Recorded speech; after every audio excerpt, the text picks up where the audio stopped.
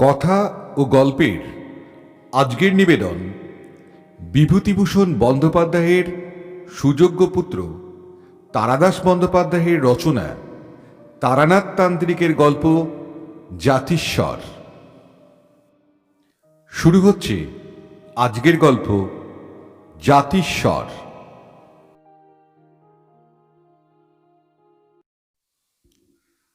তারানাথের সেদিন কোনো কাজ ছিল না। সন্ধ্যার দিকে এমনিতেই তার বৈঠকখানা ফাঁকা থাকে, আজ যেন বড্ড ফাঁকা। তারানাথ বসে একা হুঁকো খাচ্ছে। আমাদের দেখে খুশি হয়ে বলে উঠল, আরে এসো এসো, তোমাদের কথাই ভাবছিলাম। কিশোরী বলল, হঠাৎ আমাদের কথা ভাবছিলেন যে বড়? হঠাৎ নয়, আজ সারাদিন কোনো কাজ নেই, বুঝলে। অন্য অন্য দিন কোষ্ঠী করাতে না হোক, অন্তত হাত দেখাতে দু চারজন এসেই যায়। দিনের খরচাটা যা হোক করে, বুঝলে না। আজ একটা পয়সা আমদানি নেই। হাত পা কোলে করে বসে থেকে বিরক্তি ধরে যাচ্ছিল। তোমরা আশায় বাঁচল। বললাম, কিন্তু আমরা তো খদ্দের নই। তারানাথ বলল, নাই বা হলে পয়সা না পাই, আড্ডা দিয়ে তো বাঁচব। তোমাদের তো বলেইছি, পয়সা কম উপার্জন করিনি জীবনে। বৈষয়িক লোক হলে অনেক জমিয়ে ফেলতে পারতাম।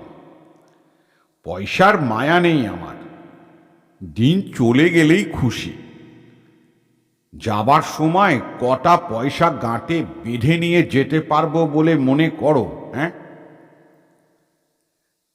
চারি পেয়ালায় চা নিয়ে এলো। তারানাথ পাকা মজলিসি লোক। চা খেতে খেতে সে গল্প জমিয়ে তুলল। কিছুক্ষণ নানা বিষয়ে কথা হবার পর কিশোরী বলল, ভালো কথা। আজকের কাগজ দেখেছেন? তরুবালা হত্যাকাণ্ডের মীমাংসা হয়ে গিয়েছে। প্রত্যক্ষদর্শীদের বিবরণ অনুযায়ী ফাঁসির হুকুমও হয়ে গিয়েছে দেখলাম।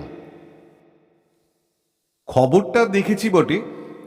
কিছুদিন আগে কলকাতার এক কুখ্যাত পাড়ায় তরুবালা নামে একটি পতিতা খুন হয়। খুনি কোনো সূত্র রেখে যায়নি। তাই নিয়ে কদিন কাগজে খুব হইচই চলছিল।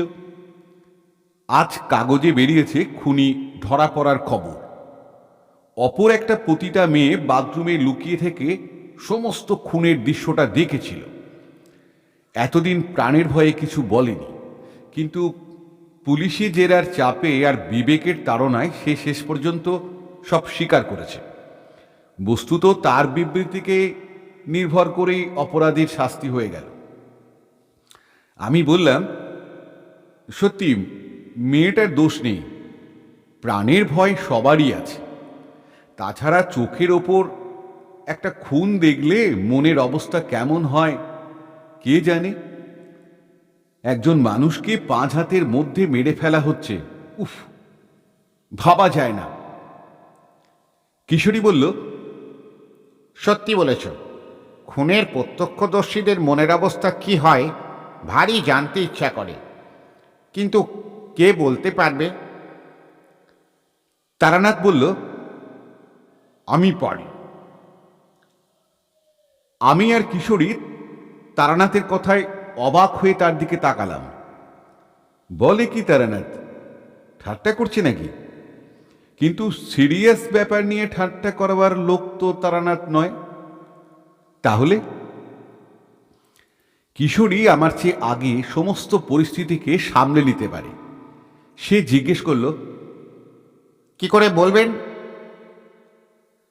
তারানাথ গম্ভীর গলায় বলল, কারণ আমি চোখের সামনে একটা খুন হতে দেখেছি। তারানাথের কাছে অনেক অদ্ভুত গল্প শুনেছি, কিন্তু এ ব্যাপারে একেবারেই অপ্রত্যাশিত। এবার কিশোরীও কোনো কথা বলল না। তারানাথ আমাদের দিকে তাকিয়ে বলল, খুন হয়েছিল বটে, কিন্তু সে খুনের জন্য কারো ফাঁসি হয়নি। আমি ছাড়া আরো কয়েকজন প্রত্যক্ষদর্শী ছিল। কেস আদালতে ওঠে, কিন্তু পরে যে খুন করেছিল সে ছাড়া পেয়ে যায়। শুনবে গল্পটা? তাহলে বলি। শুনবার জন্য আমাদের অনুরোধ করার সামান্যই প্রয়োজন ছিল। তারানাথ এক কলকে তামাক সেজে বলতে শুরু করল। বছর 10 আগেকার কথা। তখন আমার কাছে অমরনাথ ভট্টাচার্য বলে এক ভদ্রলোক প্রায়ই আসতেন। ব্যক্তিগত একটা বিপর্যয়ে পড়ে আমার কাছে হাত দেখাতে এসেছিলেন। আমার কথা মতো রত্ন ধারণ করে সে বিপদ কেটে যায়। তারপর থেকে কৃতজ্ঞতাবশতই হোক আর আমাকে ভালো লেগে যাওয়ার জন্যই হোক, সপ্তাহে অন্তত 3 দিন উনি আড্ডা দিতে আসতেন। অতি অমায়িক মানুষ, আড্ডাবাজ এবং ভালো গল্প বলিয়েও বটে। আমাদের আলাপ খুব জমে উঠেছিল। একদিন অমরবাবু সন্ধ্যাবেলার দিকে এসে হাজির হলেন। দেখলাম উনি কিছু অন্যমনস্ক, কোনো চিন্তায় মগ্ন থাকলে যেমন হয় আর কি। চা খাচ্ছেন, হ্যাঁ হুঁ করে আমার কথার উত্তর দিয়ে যাচ্ছেন, কিন্তু আড্ডা যেন ঠিক জমছে না। একসময় বলে ফেললাম, আপনার কি হয়েছে বলুন তো, কিছু ভাবছেন? অমর ভট্টাচার্য এক মুহূর্ত কি ভাবলেন, তারপর বললেন, ভেবেছিলাম বলবো না, কিন্তু এখন মনে হচ্ছে বললে আপনাকেই বলা উচিত। অন্যে হেসে উড়িয়ে দেবে, কিন্তু আপনি হয়তো বুঝতে পারবেন। বললাম, খুলে বলুন। আমার এক বাল্য বন্ধু আছে, তার নাম বিজয় চাটুর্যে। অনেকদিন বিয়ে হয়েছে বটে, কিন্তু একটি বই সন্তান হয়নি। মেয়ে সন্তান, নাম সুবালা। এখন তার বয়স 13। মেয়েটি দেখতে খুব সুন্দরী, পড়াশুনোতেও ভালো। বিজয় প্রাচীনপন্থী গোঁড়া লোক সেরকম নয়। মেয়েকে সে লেখাপড়া শিখিয়ে উপযুক্ত করে বিয়ে দিতে চায়। সবই তো ভালো চলছিল, কিন্তু হঠাৎ এক বিপদ এসে উপস্থিত হয়েছে। কি হয়েছে? সুবালা আজকাল কেমন কেমন সব কথাবার্তা বলতে শুরু করেছে, যার কোনো মানে হয় না। এমন সব অসংলগ্ন কথা। বিজয় খুব ভয় পেয়ে গিয়েছে। সে সন্দেহ করছে সুবলার বোধহয় মস্তিষ্ক বিকৃতির লক্ষণ দেখা দিয়েছে। আচ্ছা, কি ধরনের অসংলগ্ন কথা? অশ্লীল কিছু? আদৌ না। সবার সঙ্গে বসে বসে আলাপ করতে করতে থেমে গিয়ে কেমন যেন হয়ে যাচ্ছে। তারপর একটা ঘুম ঘুম ভাবের মধ্যে নানা অদ্ভুত কথা বলছে। সে কথাগুলো কি? সে ঠিক বলে বোঝানো যাবে না। আপনি চলুন না একবার। আপনি তো নানা রকম বিষয় জানেন, হয়তো আপনাকে দিয়ে বিজয়ের একটা উপকার হয়ে যাবে। সুবলাকে ডাক্তারের কাছে নিয়ে যাবার আগে আপনি একবার চলুন চলুন। বললাম, বিজয়বাবু কোথায় থাকেন? এই কাছে, অবিনাশ দত্ত লেনে। কাল যাবেন? আমার কৌতূহল জেগে উঠেছিল। বললাম, বেশ তো, বলে রাখবেন আপনার বন্ধুকে, কাল ওই সন্ধ্যার দিকে যাওয়া যাবে। ঠিক আছে, আমি এসে আপনাকে নিয়ে যাব, তৈরি থাকবেন। পরের দিন গেলাম বিজয় চাটুর্যের বাড়ি। সাধারণ মধ্যবিত্ত গৃহস্থ, তবে সচ্ছল অবস্থা। ভদ্রলোক বেশ সুপুরুষ। 40 পেরিয়েও চুলে পাক ধরেনি বা কপালে একটি রেখাও পড়েনি। আমাকে আপ্যায়ন করে বসিয়ে বললেন, বড় বিপদে পড়েছি ঠাকুরমশাই। আমার ওই একটি মাত্র সন্তান, ওর যদি কিছু হয় আমাদের আর কোনো সান্ত্বনা থাকবে না। শুনেছেন তো সব অমরের কাছে। বললাম, মেয়েটিকে একবার ডাকুন তো দেখি। বিজয়বাবু নিজে গিয়ে হাত ধরে সুবলাকে নিয়ে এলেন। অমর ভট্টাচার্য ঠিকই বলেছিল, মেয়েটি অপরূপ সুন্দরী। বাড়ন্ত গড়নের জন্য সত্যিকার বয়সের চেয়ে অনেক বড় দেখায়। সুবলা ঘরে ঢুকতেই আমি চমকে সোজা হয়ে বসলাম। মেয়েটি সাধারণ মেয়ে নয়। আমাদের তন্ত্রশাস্ত্রে কিছু কিছু অতি লৌকিক দেহ লক্ষণের বর্ণনা আছে, সুবলার শরীরে সেগুলি বর্তমান। আমার এই চমকে ওঠা বিজয়বাবু লক্ষ্য করেছিলেন, কিন্তু মেয়ের সামনে কিছু জিজ্ঞাসা করলেন না। আমি আদর করে কাছে বসিয়ে সুবলার সঙ্গে কথা বলতে লাগলাম।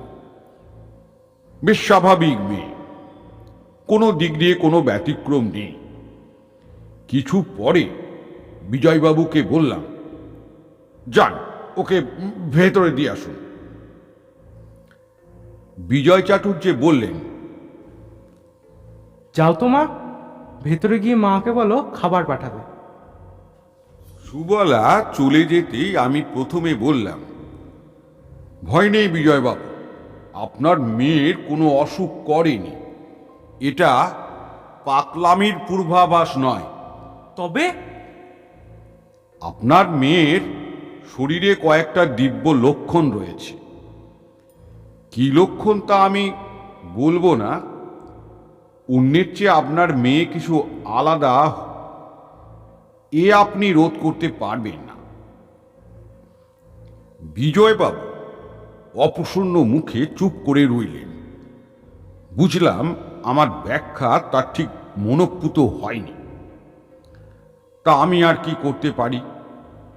মেয়ের তো কোনো অসুখ নেই বা অপদেবতা ভর করেনি যে আমি মাদুলি দিয়ে কি যজ্ঞ করে সারাবার চেষ্টা করব। এমন সময় ভেতর বাড়িতে একটা হইচইয়ের শব্দ শোনা গেল। কয়েকজন মহিলার সম্মিলিত কণ্ঠস্বর। বিজয়বাবু তাড়াতাড়ি করে উঠতে উঠতে বললেন, ওই সুবলা বোধহয় আবার অমন করছে। আসুন ঠাকুরমশাই, আমার সঙ্গে দেখে যান। সামান্য ইতস্তত করে তার পিছন পিছন বাড়ির ভেতর ঢুকলাম। লম্বা বারান্দা পেরিয়ে একটা ঘরের সামনে দাঁড়ালেন বিজয়বাবু। সে ঘর থেকে গোলমাল ভেসে আসছে। দরজার কাছে দাঁড়িয়ে ভেতরে উঁকি দিলাম। দেয়ালে হেলান দিয়ে মাটিতে বসে আছে সুবালা, চোখ দুটো অর্ধেক বোজা। সেই অবস্থাতেই বিড়বিড় করে কি যেন বলছে। আমাকে দেখে ঘরের মহিলারা ঘোমটা টেনে দিলেন। বিজয়বাবুকে বললাম, ওদের একটু সরে দাঁড়াতে বলুন তো, আমি একবার আপনার মেয়ের কাছে যাব। বিজয়বাবুকে কিছু বলতে হলো না। আমার কথা শুনে মেয়েরা নিজে থেকেই ঘরের এক কোণে সরে গেলেন। আমি গিয়ে হাঁটু গেড়ে সুবালার পাশে বসে ডাকলাম, সুবালা। শুনতে পেল কিনা বোঝা গেল না, অন্তত বাইরের তার কোনো প্রতিক্রিয়া দেখতে পেলাম না। মনে মনে ইষ্ট স্মরণ করে সুবালার গায়ে হাত বুলিয়ে দিতেই তার কথা বন্ধ হয়ে গেল, যেন সে আস্তে আস্তে ঘুমিয়ে পড়ছে। জানো তো, মধুসুন্দরী দেবী আমাকে এই ধরনের কয়েকটি ক্ষমতা দান করেছিলেন। সুবালাও শান্ত হয়ে এলো, গভীর নিঃশ্বাস পড়তে লাগলো। আমি মৃদু স্বরে বললাম, বলো মা, কি বলছিলে বলো। সুবালা টেনে টেনে বলল, খোকা, পড়ে যাচ্ছে যে, আমিও পড়ে যাচ্ছি। পিছন থেকে ঠেলে দিল। আমার কোলে খোকা। বললাম, খোকা কে? তোমার ছেলে? মাথায় কি কষ্ট! উফ উফ, পাথর এসে লাগলো মাথায়। কে ধাক্কা দিল তোমাকে? আর উত্তর নেই। এবারে সত্যি ঘুমিয়ে পড়েছে মেয়েটি। বিজয়বাবুকে বললাম ওকে বিছানায় শুইয়ে দিন, ঘুমিয়ে পড়েছে। আর আপনি আমার সঙ্গে আসুন, কথা আছে। বাইরে ঘরে এসে বললাম, কিছু বুঝতে পারলেন না? মানে ঠিক আপনার মেয়ে জাতিস্বর। জাতিস্বর? হ্যাঁ, সুবলা সম্ভবত আগের জন্মের কথা মনে করতে পারে। যেসব কথা আপনারা অসংলগ্ন বলে মনে করছেন, তা আসলে ওর আগের জন্মে ঘটে যাওয়া ঘটনা।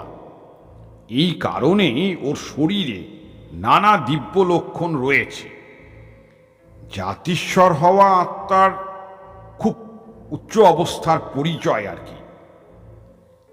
বিজয়বাবু বললেন, তাহলে আমাদের এখন কি করা কর্তব্য? কিছুই নয়, এই ভাব আপনি কেটে যাবে।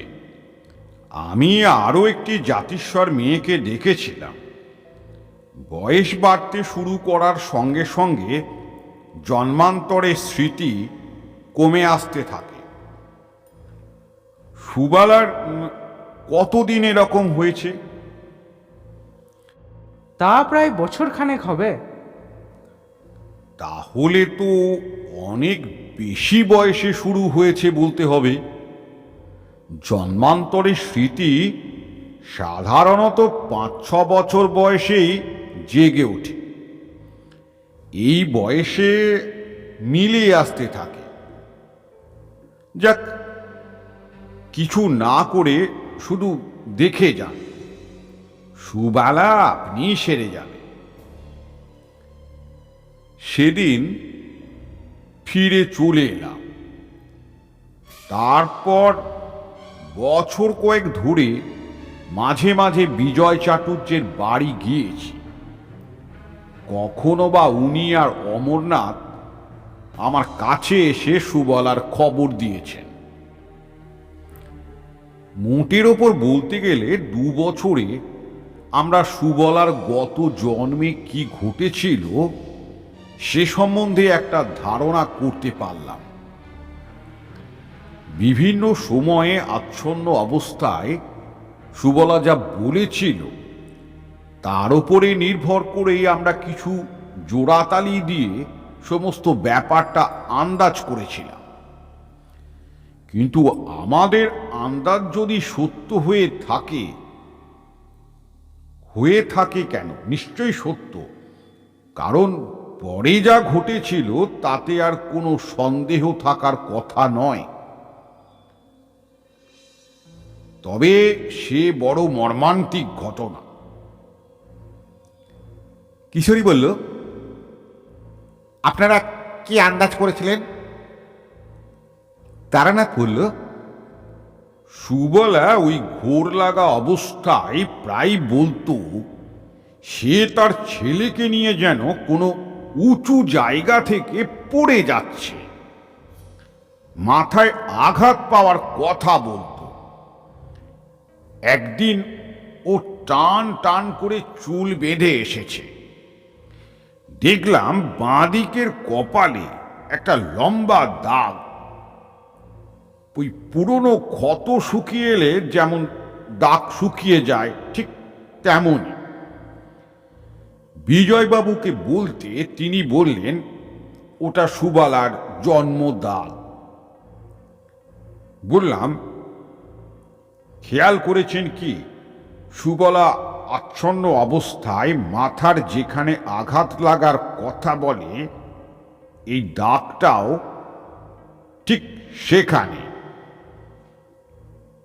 তাও কি হয়? গত জন্মের আঘাতের দাগ এ জন্মে ফুটে ওঠে?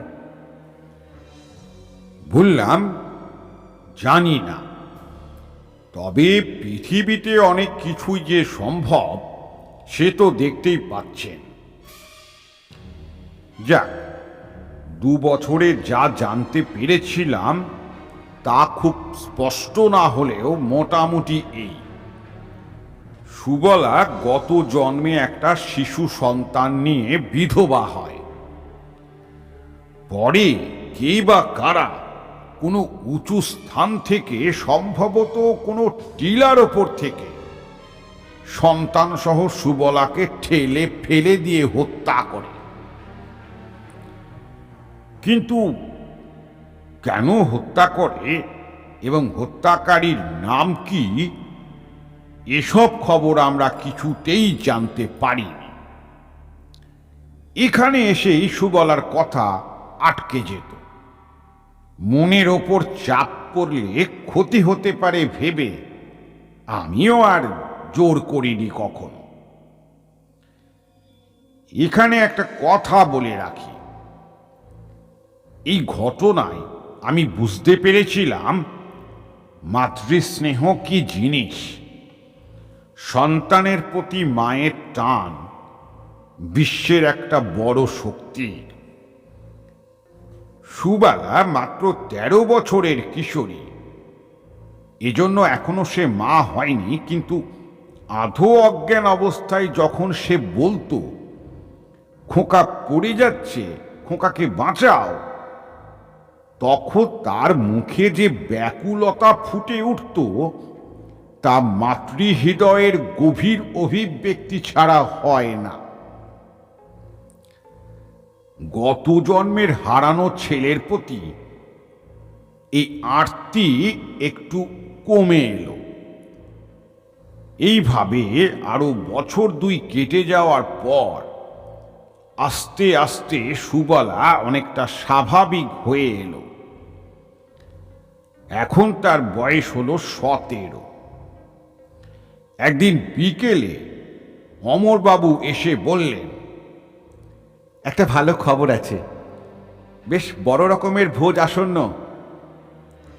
বললাম, কি ব্যাপার? আমাদের বিজয় চাটুর্যের মেয়ের বিয়ে বোধহয় লাগলো। কার? সুবলার? হ্যাঁ, আগামী পরশু পাত্রের বাবা দেখতে আসছেন জব্বলপুর থেকে। প্রবাসী বাঙালি, পাত্র সেখানেই ব্যবসা করে। বিরাট অবস্থা। মেয়ে সুন্দরী শুনে দেখতে আসছে।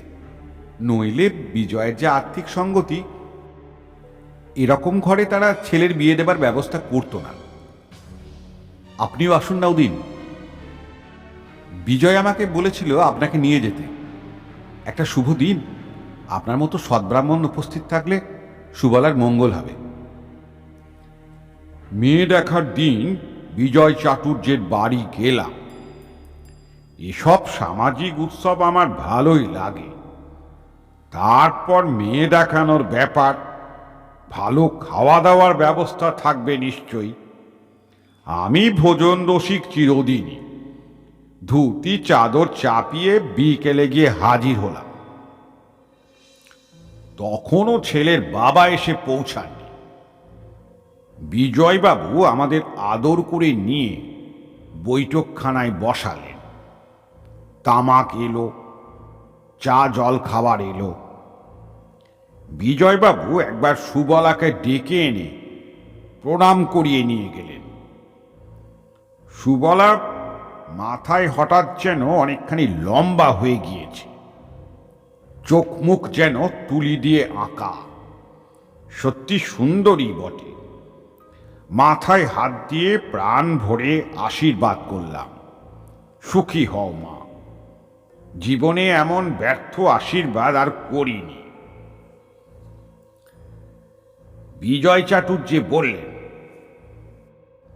ঠাকুরমশাই, আজ কিন্তু রাত্রে এখানেই খেয়ে যাবেন? মাংস চলে তো? খুব চলে। আমি ঘণ্টা নাড়া পুরুত বামুন নই। সবারই মন বেশ ভালো। বিজয়বাবুর মনের আনন্দ কিছুটা বাইরে বেরিয়ে আসছে। কেনই বা হবে না? বড়লোকের ঘরে মেয়ে বিয়ে দিতে চলেছেন। বিয়ে প্রায় ঠিকই বলতে গেলে।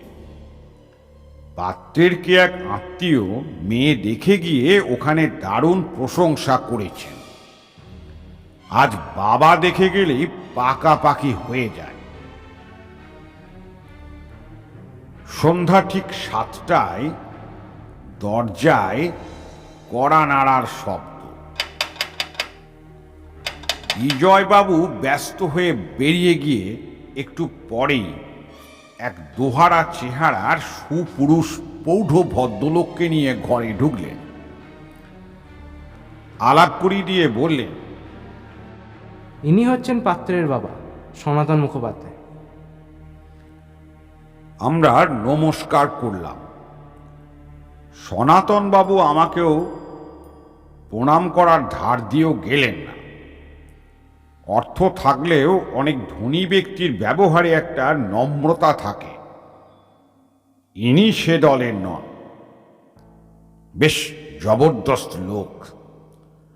আমাদের নমস্কারের উত্তরে একটা দায়সারা প্রতি নমস্কার করেই তাড়া দিয়ে বললেন, চাটুর্য মশাই, মেয়েকে আনুন। আমার হাটে বেশি সময় নেই, এক্ষুনি আবার উঠতে হবে। কলকাতায় এসেছিলাম ব্যবসার একটা জরুরি কাজে। ভাবলাম এলাম যখন একবার দেখেই যাই, নইলে এমনিতে তো আর বড় একটা আশা হয়ে ওঠে না। এমন দু চারটে কথায় ভদ্রলোক বেশ স্পষ্ট করে বুঝিয়ে দিলেন তাঁর আর বিজয়বাবুর মধ্যে অবস্থার বিস্তর প্রভেদ। বুঝিয়ে দিলেন যে তিনি নেহাত ব্যবসার কাজে আসতে হয়েছিল বলেই দয়া করে মেয়ে দেখে যাচ্ছেন। বুঝলাম বিয়ে হয়তো হবে, কিন্তু কুটুম্বের দিক দিয়ে বিজয়বাবুর বিশেষ সুখ হবে না। কিন্তু কন্যাদায়গ্রস্ত পিতার অত সম্মান জ্ঞান থাকলেও চলে না। বিজয়বাবু তাড়াতাড়ি করে ভেতরে গেলেন মেয়েকে আনবার কথা বলতে।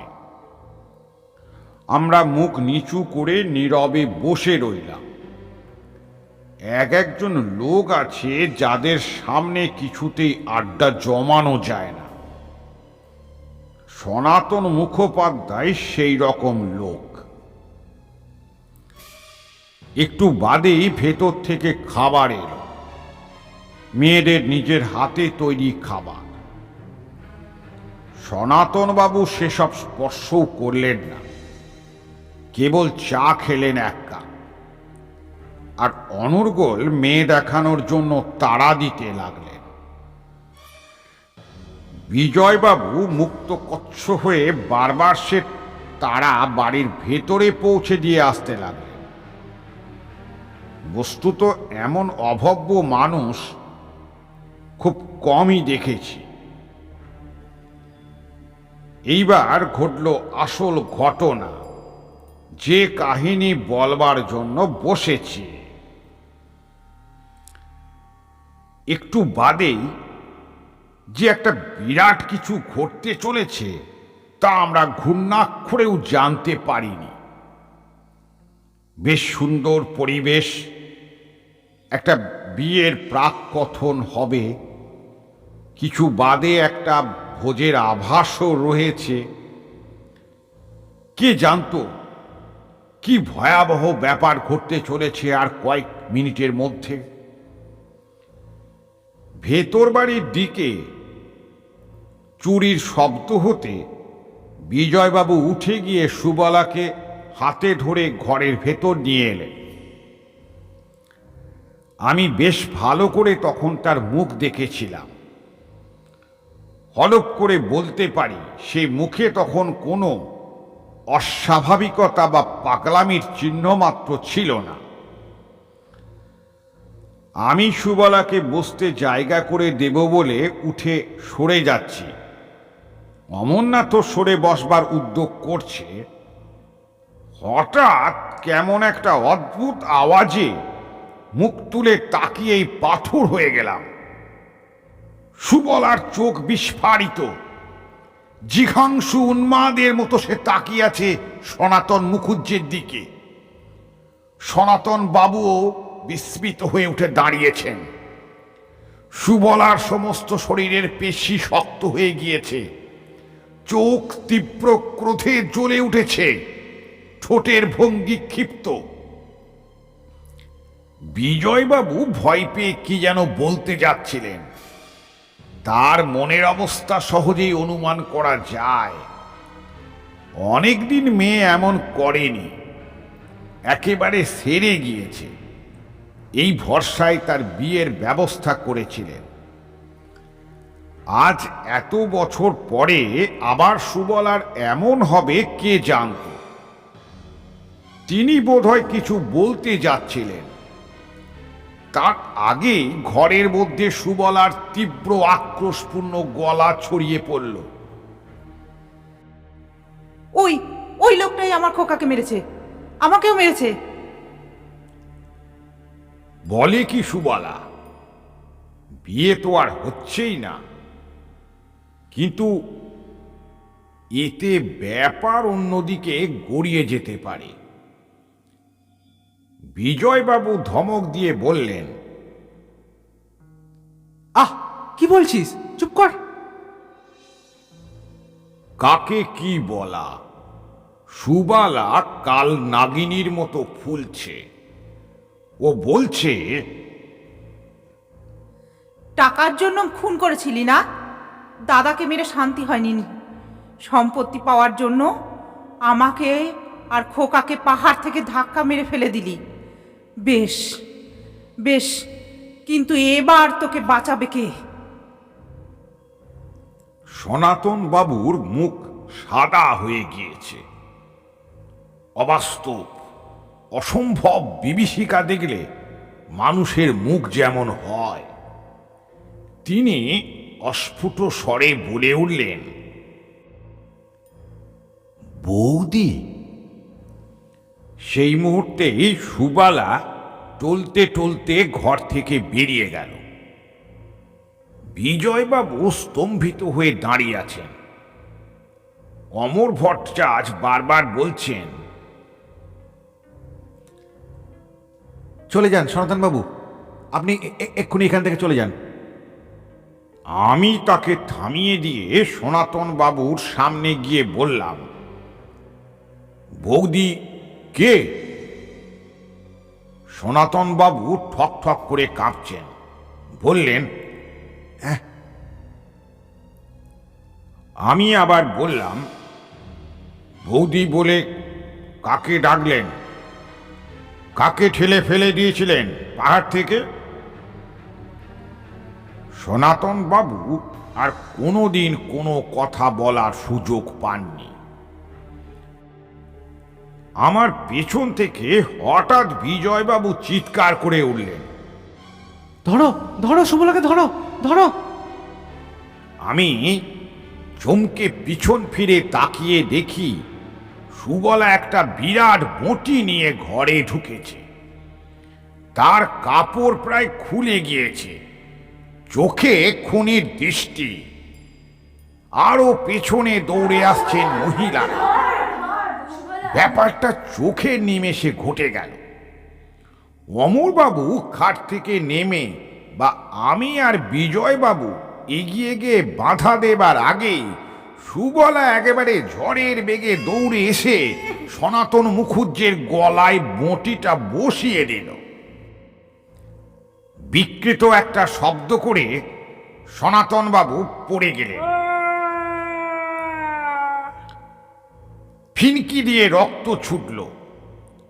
সুবলা পড়ে গেল অজ্ঞান হয়ে।